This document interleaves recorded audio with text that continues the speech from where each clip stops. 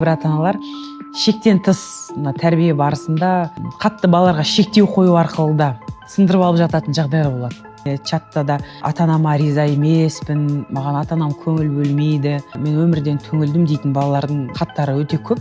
Ашып айтудың да қажеті жоқ, ол өте құпия нәрсе. Дегенмен үйдегі ата-ананың қолдауы әр бала үшін ол маңызды нәрсе. Мектеп ол білім ордасы.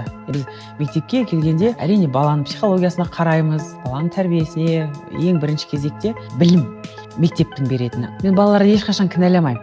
Тікелей баланың тәрбиесіне, оның өсіп өнуіне, оның дамуына, болашақта кім болатынына тікелей ата-ананың әсері орасан зор. Соны қазіргі таңда әр ата-ана түсінсе деген ниеттеміз. Қазір мектептерде де көптеген шаралар, ата-ананы барынша мектепке тарту, бірлескен жұмыстар көп ұйымдастырылып жатыр, бірақ өкінішке орай көптеген ата-аналар әлі де мектеп барлығын беруге тиісті, тәрбиені де, білімді де, барлығын мектеп беруге тиісті деген жаңсақ пікір қалыптасқан, бірақ онымен мен мүлдем келісе алмаймын.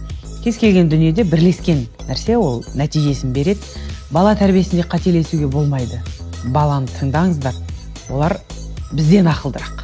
Шындап келген. Өйткені қазір мынау альфа ұрпағы дейміз. Олардың ойлары өте ұшқыр, терең, олар көп нәрсені шеше алады. Тек оларға мүмкіндік беру керек.